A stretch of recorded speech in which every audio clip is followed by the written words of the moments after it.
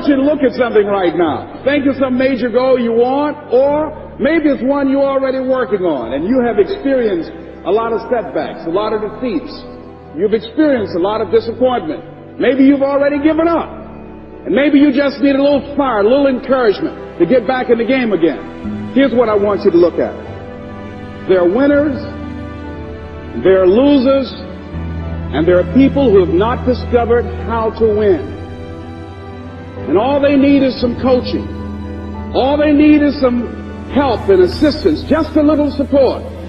All they need is some insight or a different strategy, a plan of action to make some adjustments that will open up the key to a whole new future for them, that will give them access to the unlimited power that they have within themselves. That's all that they need.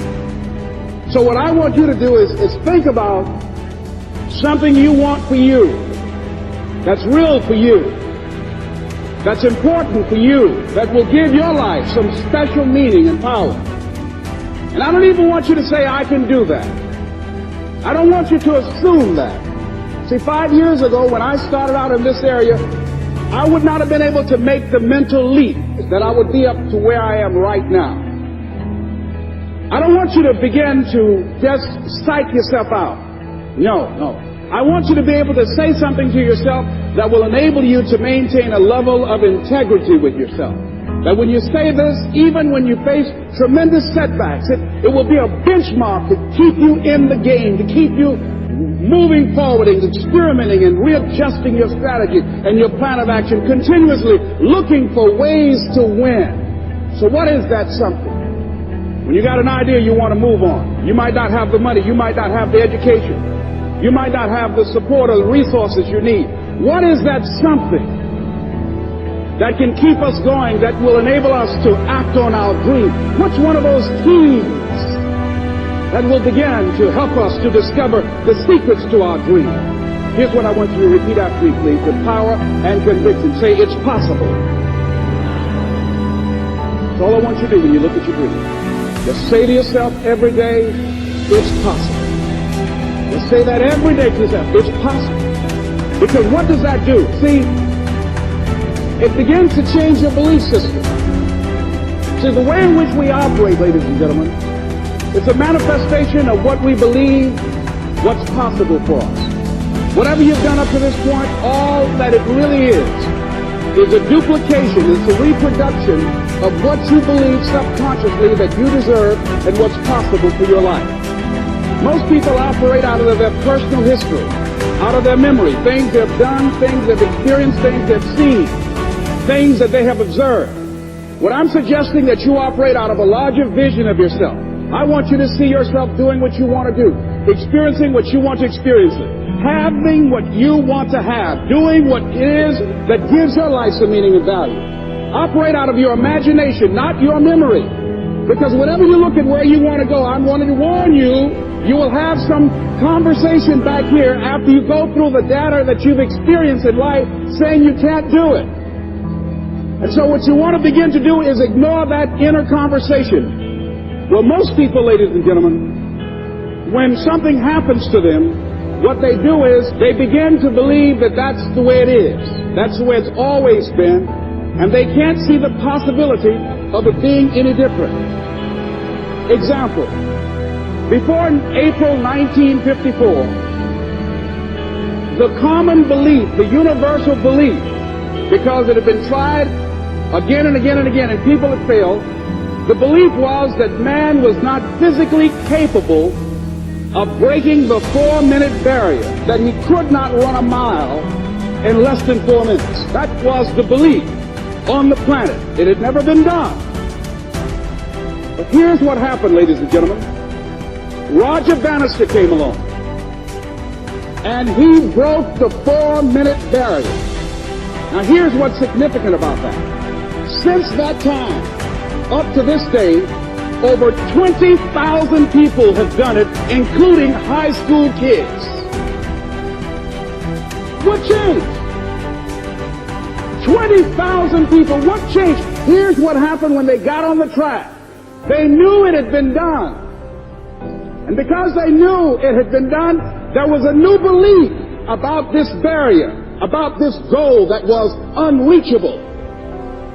And those 20,000 people got in a race believing, knowing in their heart that someone had done it, that it's possible, that they could do it.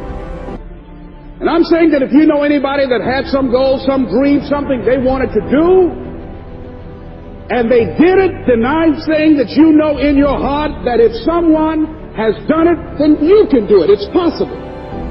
And that if someone can make their dream become a reality, that it's possible that you can make your dream become reality. And so as you begin to look at where you want to go, beginning to embrace that, it's possible. I'm blessed and highly favored. I've got a lot going for me. I've got some good stuff in me. And it's possible that I can bring my greatness out here in the universe. That I can do what I want to do. It's possible I can write my own book. I can have my own business. I can take the trip and travel around the world. It's possible. I can bounce back from adversity and reinvent my life. It's possible. Regardless of where I am, that things can get better for me. It's possible. I'm thinking about two men right here in Chicago who were fairly successful, similar background, educated. They worked for a corporation for many years, and they were among many people that were laid off. Two guys who were very good friends.